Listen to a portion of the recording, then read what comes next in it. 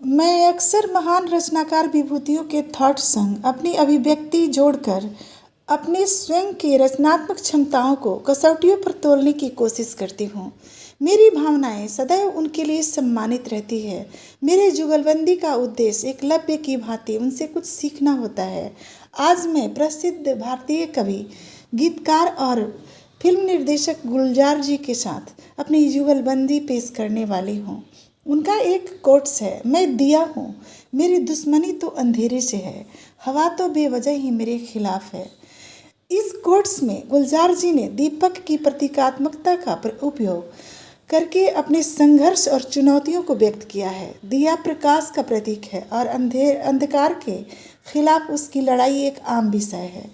यह कोट्स जीवन के संघर्षों और चुनौतियों को दर्शाता है, जहाँ व्यक्ति को अपने लक्ष्यों और आदर्शों के लिए लड़ना पड़ता है, भले ही परिस्थितियाँ उसके खिलाफ हो। अब उनके इस कोट्स के साथ मैंने अपनी रचनाओं के माध्यम से युगलबंदी दर्शाई है। मेरी कविताओं में गुलजार जी के विषय भावार्थ के साथ एक विरोधाभास है। मेरे अपनी कविता का भावार्थ है, हर किसी का अपना प्रभाव और अपनी शक्ति होती है, और यह कि हमें अपने आसपास के लोगों और परिस्थितियों को समझने की आवश्यकता होती है। अब प्रस्तुति पेश है गुलजार जी के कोट्स। मैं दिया हूँ, मेरी दुश्मनी तो अंधेरे से है, हवा तो बेवजह ही मेरे खिलाफ है। मेरी प्रस्तुति।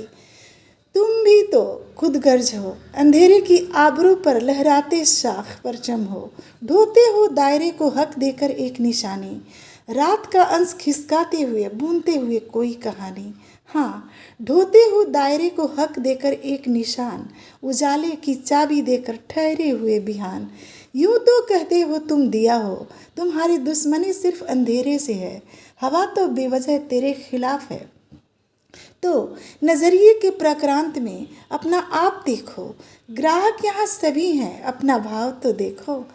अपना आढ़त सचने को कर देते हो कास्ट को खाक, उस पर बेवजह लपट तुम्हारी बेहिस बेदर्द ताप, पल को पलछिन कर देते हो, आप पर आए तो तुम्हारी जात। वाह क्या बात, अनल प्रकृति हो तुम जी।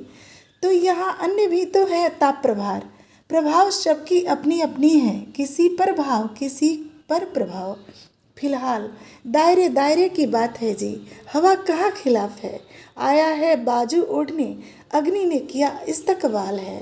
झुक झुकाए तुम कि प्रभुत्व मकाम फिलहाल हवा की है, जिसके असर में जो आया खबर चर्चे आज उसी की है। थैंक्स।